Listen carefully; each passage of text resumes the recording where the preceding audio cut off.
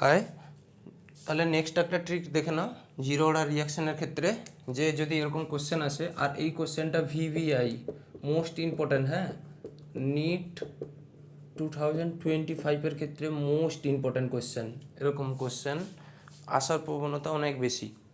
তাহলে what is the relation between T7/8 and T½ for zero order reaction? তাহলে কীরকম করবে বলো। তাহলে আগে তোমরা ভিডিওটাকে স্টপ করে দেখো, তারপর দেখবে।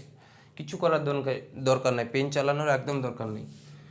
এই ভ্যালুটা, আচ্ছা এই ভ্যালুটা এর সঙ্গে এইটার মাল্টিপ্লাই করো, যদি একই আসে তাহলে সেইটাই হবে রিলেশন। মানে আমি বলতে চাইছি 7/8 = 3 × ½ আছে, তাহলে এই দুজনের কি একই হচ্ছে না, তাহলে এই অপশানটা হবে না। তারপরে দেখো এই অপশানটা 7/8 = 7/4 × কত ½ আছে না, তাহলে করে দেখো কত 7/8, তাহলে এইটা পড়ে গেছে, তাহলে এর অপশান হবে এইটা। বাকিগুলোও করে দেখো 7/8 যেরকম আছে লিখলাম, এটা কত হচ্ছে 3/2 × কত হচ্ছে ½ তাহলে করে দেখো 7/8 = 3/4 হচ্ছে একই, হচ্ছে না, তাহলে এই অপশানটাও হবে না। এটা শুধুমাত্র কোন অর্ডার রিয়াকশান, বারবার বলছি শুধুমাত্র জিরো অর্ডার রিয়াকশানের ক্ষেত্রে। তাহলে এই অপশানটা দেখো 7/8 সমান কত হবে 2 × ½ তাহলে কত হবে 1, তাহলে একই হচ্ছে না, তাহলে এই অপশানটা হবে না। কোন অপশানটা হবে? এইটা, ঠিক। তারপরে আর একটা দিচ্ছি না হলে, তাহলে বলো দেখি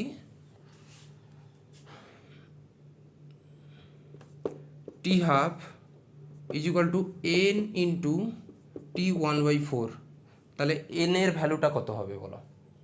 n এর ভ্যালু, তাহলে এটা লিখো ফর জিরো অর্ডার রিয়াকশান, তাহলে হাফটাকে লিখো ½ = এইটা কত আছে বলো 1/4, তাহলে এইখানে কত মাল্টিপ্লাই করলে এইটা আসবে, তাহলে কত মাল্টিপ্লাই করলে 2, তাহলে n এর জায়গায় কত হবে 2।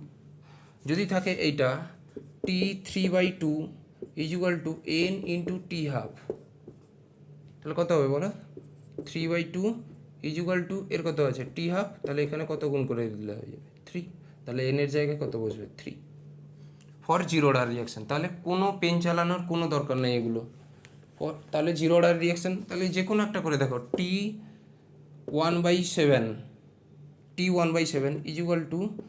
T½ এর মধ্যে রিলেশন কী হবে, তাহলে কত হবে 7 আচ্ছা কত 2/7 হবে, কারণ কি 1/7 = 2/7 × 1/2, তাহলে 2 কেটে যাবে 1, তাহলে কত থাকবে 1/7, তাহলে বুঝতে পারলে।